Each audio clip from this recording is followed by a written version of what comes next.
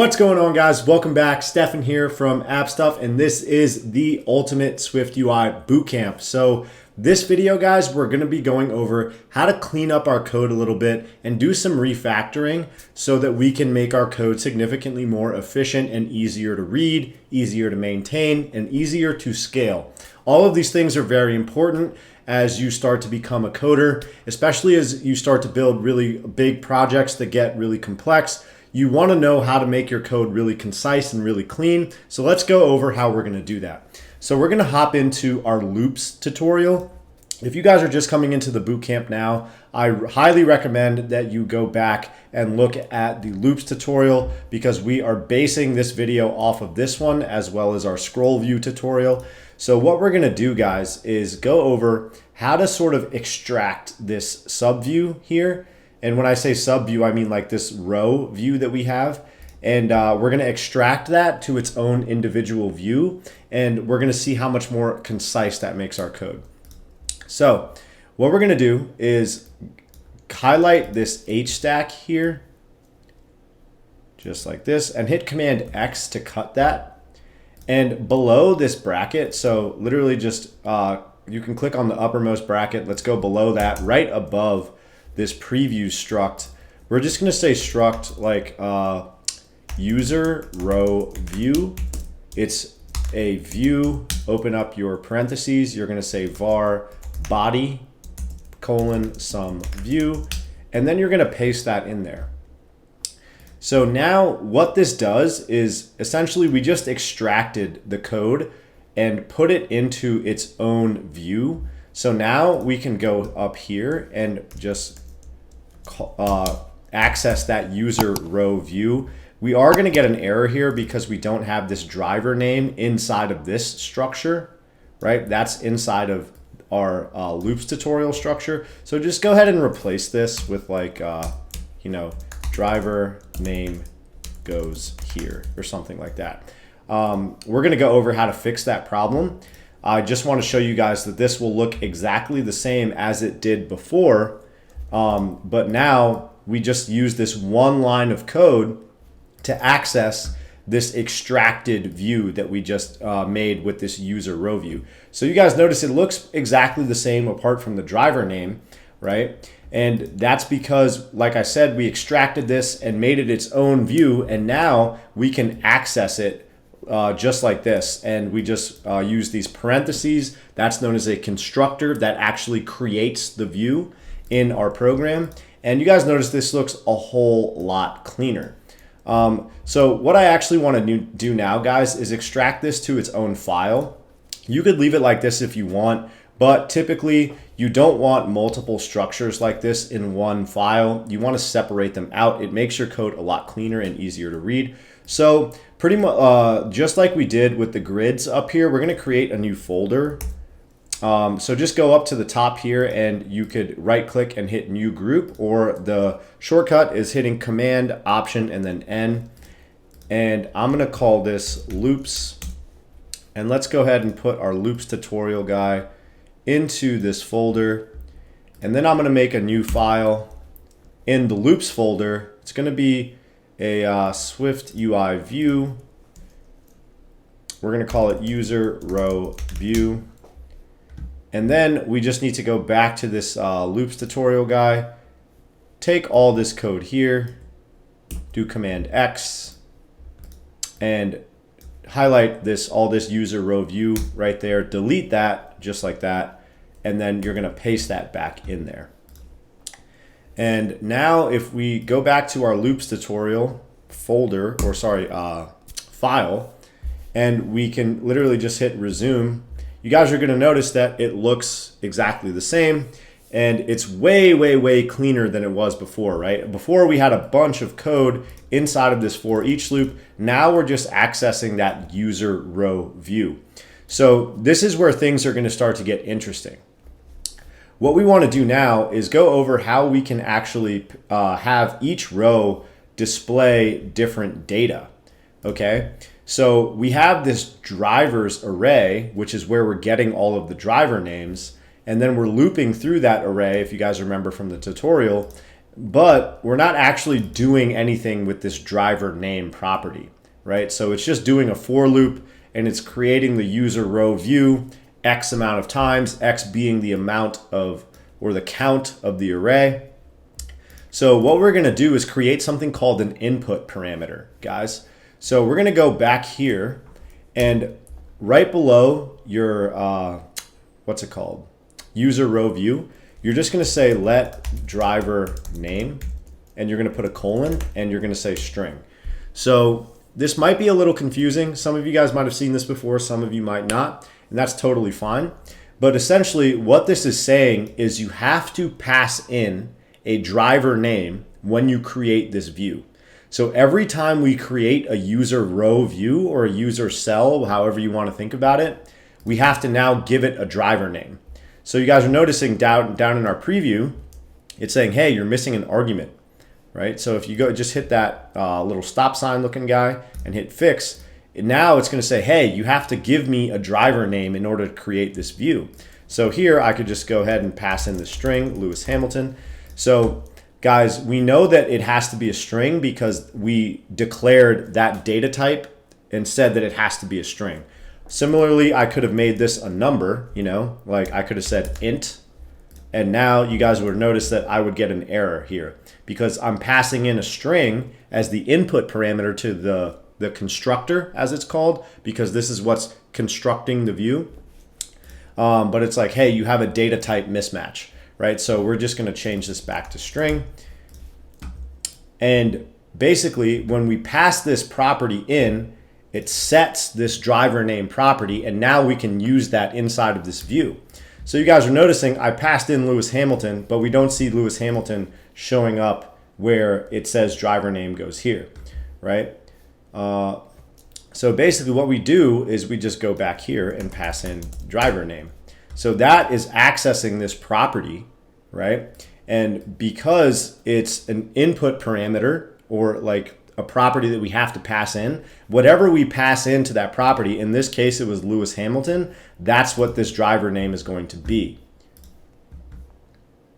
So where this is going to get really, really cool is we're going to go back to our loops tutorial, and then you guys are going to notice, hey, we're trying to create this user row view, but we're not giving it a driver name, right? That's a problem because we need to pass in that driver name because that's how we set up our code. So it's set up in a way such that it requires you to pass in this parameter of driver name when you create the user row view. So we're going to go back here and we're just going to say fix, and it's going to automatically input that parameter for us. And here you guys will notice that we have access to that driver name property, right? Through use of this for loop. So here I'm just going to pass in driver name, which is referring to the property we get access to from the for loop. And now I'm going to hit resume, and you guys will notice that, boom, check that out, baby. Each one of our user row views now has a different driver name corresponding to this data structure that we have that contains all of the different driver names.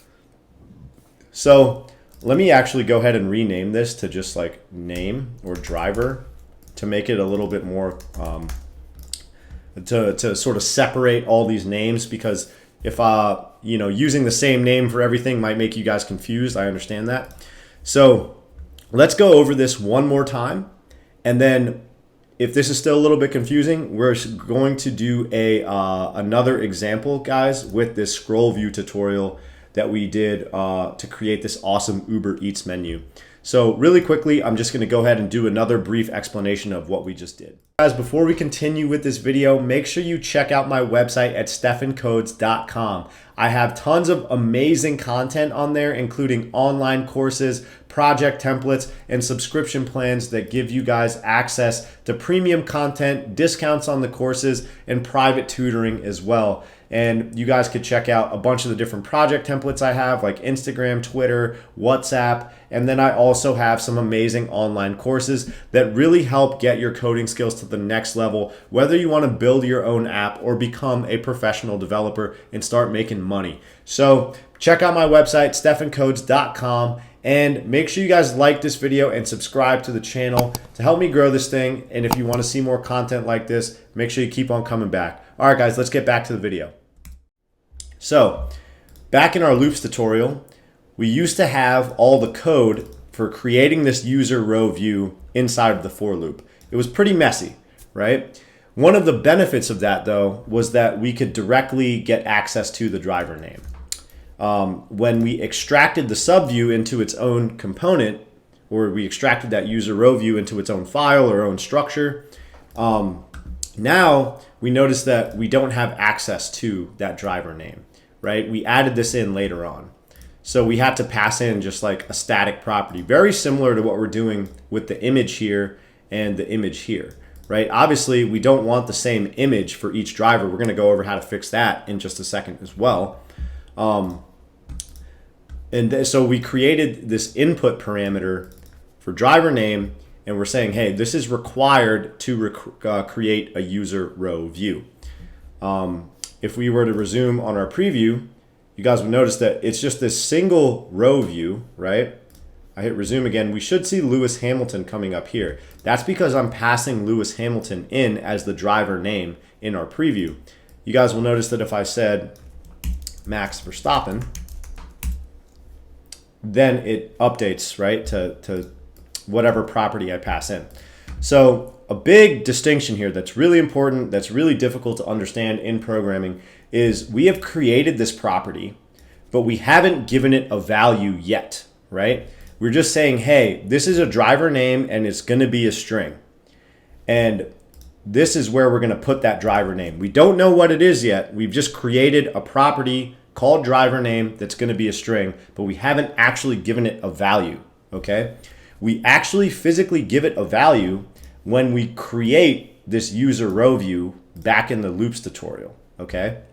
So here we access or get a reference to that user row view, and it requires that we give it a driver name. So here we are looping through this driver's array.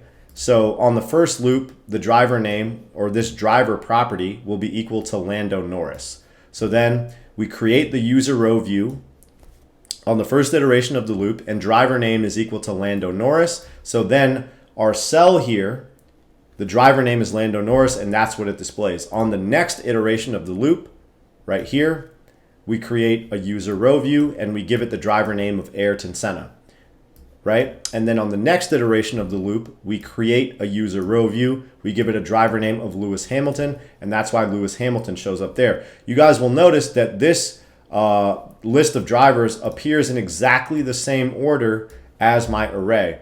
Let's see if I put Kimi Räikkönen in the second to last spot and hit resume. You guys will notice that this will switch Kimi Räikkönen. Oops, I got to put a comma there. And Valtteri Bottas. So just hit resume and you'll notice that it will switch them. Right? That's because this the driver name that we're getting access to is based on this for loop that we're doing, right? We loop through each element in this array and then create the user row view and pass in the driver name. So that's looking good. And we notice now that our code, like I said before, is way cleaner and way more concise than it was before, simply by extracting this code into its own view and accessing it through use of this, user row view guide that we named this thing. You can name this whenever you want and access it just like that. And then we added an input parameter. And like I said, guys, that makes our code much more concise. So we're gonna actually do this again with our scroll view tutorial where we created that awesome UberEats menu. The link is in the description to this video if you guys haven't done this tutorial yet. So we're gonna do, like I said, the exact same thing where we extract the subview of each one of these cells. When I say subview, guys, that just means like it's a child or a subview of the main view, right? The main view is this screen, and each one of these view components is sort of a subview or a child of the main parent view. So quickly, guys, pause the video and see if you can do it on your own, or see how far you can get on your own, because it's important to try this stuff on your own. That'll really give you a good indication of how well you're learning this or how far you've come. And I'm going to go ahead and get started with doing it now. But like I said, first pause the video and try it on your own. All right, welcome back. So we are going to extract this VStack into its own view. And that's because this is inside of the for loop where we create each one of these view components. So here's a cool trick that you can actually do. You can hold down Command and click on that VStack, and you can say extract subview. Holy crap, it just automatically extracted all of that stuff for us, and it just names it extracted view. And then you guys can see it places that view name in the for each loop for us. So that's a super cool SwiftUI feature that helps you a lot with refactoring. So we're just gonna name this like menu item view. And then you guys will notice that we have to rename this extracted view property, right, to what we named this guy. So we're just gonna paste that in there and say menu item view. And before we go any further, let's go ahead and create a new file for this and create a folder for it as well. You wanna keep your directory looking really, really clean, because as your project starts to grow, if you build any sort of complex app that involves a lot of different views, a lot of different screens, you're going to want to make sure that this directory is really organized so that you can find your files easily. So let's go ahead and go up to the top and create another group. And I'm going to call this scroll view.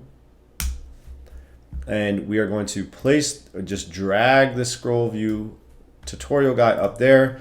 And then we're going to create a new file here, SwiftUI view. We're going to call it menu item view. You guys can call it whatever you want. You can call it dog shit for all I care. Let's see.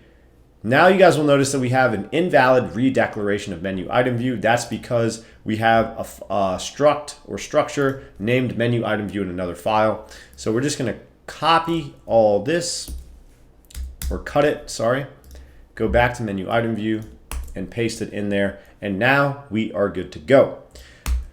But you guys will notice that we get an error, right? Once the same situation as before, we were looping through this images array and passing that in to like an image property, or when we create this image for like the image of the restaurant or menu item, whatever it is. But now you guys notice we don't have access to that anymore. This menu item view currently knows nothing about some image file that we're trying to access. Right? We only have access to that stuff in this scroll view tutorial. So you guys might think, all right, well, why don't I just put this images array into this menu item view? Well, you can't do that, right? Because if you put this array in here, so let's just go ahead and try it really quick. This file represents a single menu item view. So we can't have all of the menu item views inside of the child view or the cell view, right? That is kept in the parent, and the parent passes along the relevant data to each one of its children. So parent-children relationships are something that you'll see very commonly used in coding. So that, like, you guys are gonna hear me reference that type of relationship a lot.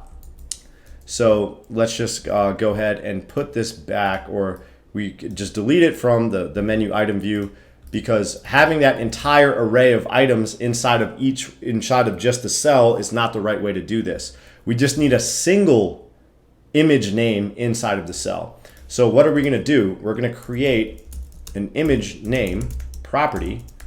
It's going to be a string. And now we're going to use this image name property right here.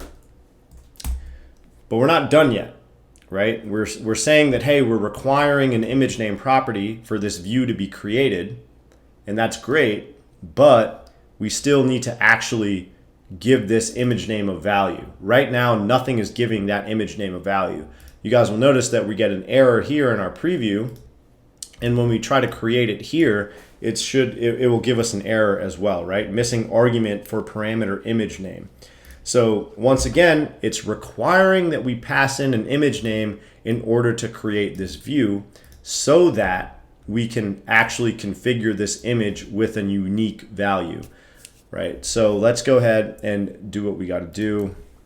we can just say image name. I think Japan tapas is one of them, right? So for the preview, now this should work, right? So if you guys hit resume on that, you guys will notice that your preview shows back up, but it's just going to be a singular item view. Okay, it's not going to work because we also have to do that back here. So go ahead and hit fix and just go here and pass in the image. So now hit resume and you guys will notice that everything is going to look just great. Boom, shakalaka. Now if we go back to our menu item view, I think it might be Japanese tapas that I have. Yeah, there we go. We see that it's a singular menu item view here. So this is what's referred to as the child view. And then back in our scroll view or the parent view, we use a for each loop to loop through this images array, right? And it's actually like just an array of strings that represents each one of our individual image names. And then in this for each loop, we construct the menu item view.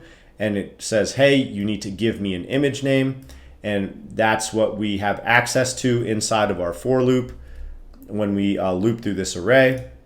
And we called the property image. You could call it image name and then pass in image name here. This refers to this. Or you could call it like restaurant image name.